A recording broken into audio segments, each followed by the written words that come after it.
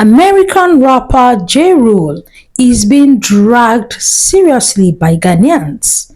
Why? Because the standard of school he built in Ghana, according to so many Ghanaians, is highly unacceptable.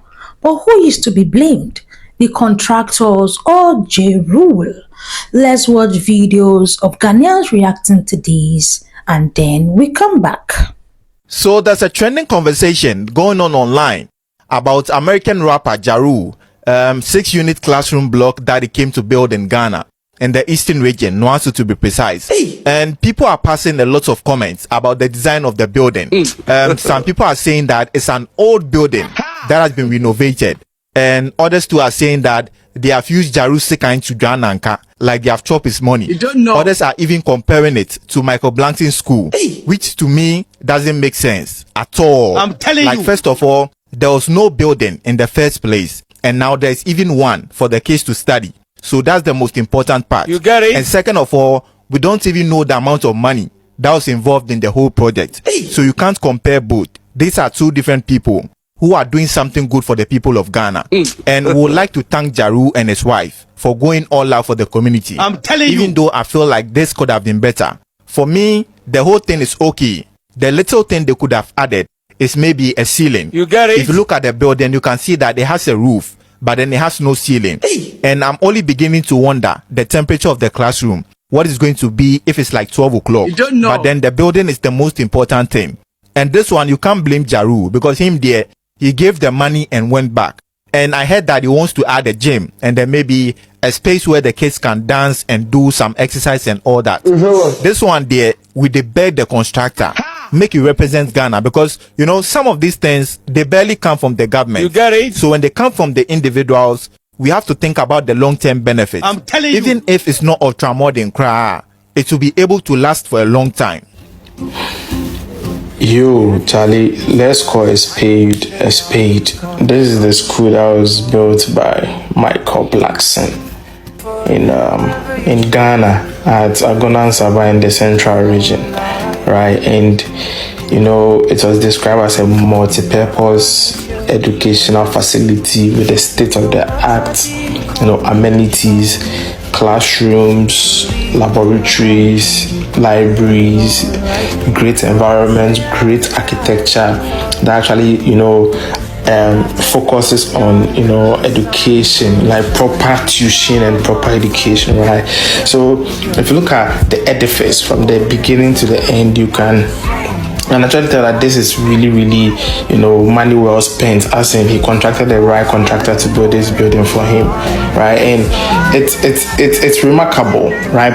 But if you compare this building to what Jarule has built at somewhere in the Somanya, metropolis of the eastern region, it's, you know, it's mind-boggling about how Michael Blackson was able to contract, a US-based contractor to get him to build this kind of edifice. Then Jarule decided to go for, you know, a Ghanaian representative, you know, push money here and there for him to build him something that you can't even describe as a modern architecture. This is not a modern architecture, bro. This building can actually be built by any random person in Ghana. Any random person can put up this building. Look at the room. Look at the furniture. So this is how it looks. Look at the roof. You know, you can't describe this as a modern architecture. This is not a modern architecture. This is just Charlie, just kind of baby mommy, that kind of thing. And I heard that, you know, this was built by a Ghanaian contractor. From down there. And the Ghanaian contractor decided to take money from the man and then to put up this bullshit of a building. Up here. Bro, because if you make the comparison, it doesn't really tally. And I feel like this is just wastage, because this building, bro, you can't describe it as a modern architecture, bro. I'm Delicious Army. Here I talk Ghana, Nigeria, South Africa, Kenya, and all the good stuff relating to them. Kindly like and subscribe to the channel. Just as you can see on your screen, this is Jarule, the man who built the school that, you know, he's currently dragged. You can see that this man does not even look happy or impressed with what he saw during the commissioning. Look at his facial expression. He looks very disappointed. And look at people's comments, people's reactions on the screen. See, let us now look at the school. This is from Joy News. Look at the school that was supposedly built by this Jarule. Of course, he gave the project to a contractor. This is the first time I'm seeing a school without a roof. Look at the boards, look at the chairs. These are wooden chairs that the students will sit on, and in 2 hours, their whole backs are paining them. Now, Ghanaians are saying a lot. Some Ghanaians are dragging him, saying that they did not see the kind of schools other American celebrities usually build, while some are dragging the contractors. Well, for me, I would not blame this man, Jarule. You know, why? Because he sent money to the contractors. This man is not based in Ghana. He doesn't know much about Ghana. What he does or what he did was to, commission a contractor to build a school for him. And it is obvious with what we are seeing here that the contractor embezzled the money, if possible 90%. And this is the major issue so many Africans in the diaspora faces.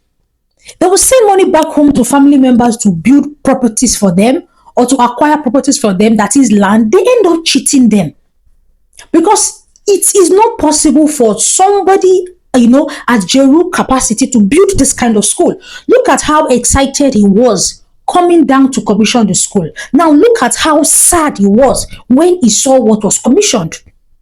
Maybe he sent money and the person that did this project just spent 10% of the money on the project and pocketed the rest. He would have asked the other celebrity how much he spent or the contractors he used, so that his money doesn't end up being embezzled. And do not be surprised that it was a family member that did this. Maybe a close friend or a family member he entrusted this project to that embezzled his money.